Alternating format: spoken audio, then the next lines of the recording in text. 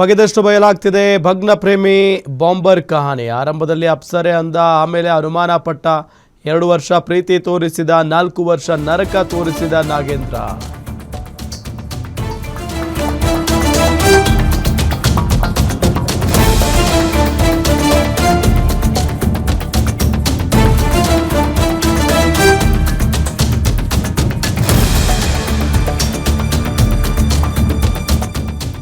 ಆಕೆ number block ಮಾಡಿದ್ದಕ್ಕೆ ಈತ ಬಾಂಬ್ ಇಟ್ಟುಬಿಟ್ಟ.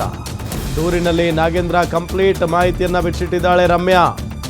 ನಾಗೇಂದ್ರನ ಚಿತ್ರಹಿಂಸೆ ತಾಳಲಾರದೆ ನಂಬರ್ ಬ್ಲಾಕ್ ಮಾಡಿರ್ತಾಳೆ ರಮ್ಯಾ. ನಂಬರ್ ಬ್ಲಾಕ್ ಆಗ್ತಾ ಇದ್ದಂತೆ ಮನೆಗೆ ಬಂದು ನಾಗೇಂದ್ರ ಚಿತ್ರಹಿಂಸೆಯನ್ನ ಕೊಡ್ತಾನೆ. ನೀನು ಮೋಸಗಾತಿ, ನನ್ನನ್ನು ಮದುವೆ ಆಗದಿದ್ರೆ ನಿನ್ನನ್ನು ಸಾಯಿಸ್ತೀನಿ, ರಮ್ಯಾಗೆ ಜೀವಂತವಾಗಿ ಬಿಡೋದಿಲ್ಲ ಅಂತ ಬೆದರಿಕೆಯನ್ನು ಹಾಕಿಬಿಟ್ಟಿರ್ತಾನೆ ಈ ನಾಗೇಂದ್ರ.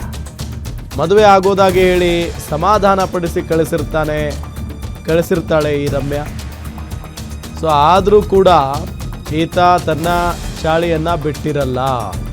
2 ವರ್ಷ ಪ್ರೀತಿ ತೋರಿಸ್ತಾನೆ, 4 ವರ್ಷ ನರಕವನ್ನು ತೋರಿಸಿರ್ತಾನೆ ಈ ನಾಗೇಂದ್ರ. ಈ ಫೋಟೋದಲ್ಲಿ ಬರ್ತಾ ಇದೆ, ಅವನೇನಾ ನಾಗೇಂದ್ರ? ಹಾಗಾದ್ರೆ ಅವನೇ ನೋಡಿ ನಾಗೇಂದ್ರ. ಫೋಟೋದಲ್ಲಿ ನಿಮಗೆ ತೋರಿಸ್ತಾ ಇದ್ದೀವಲ್ಲ, ಕ್ರಿಮಿನಲ್.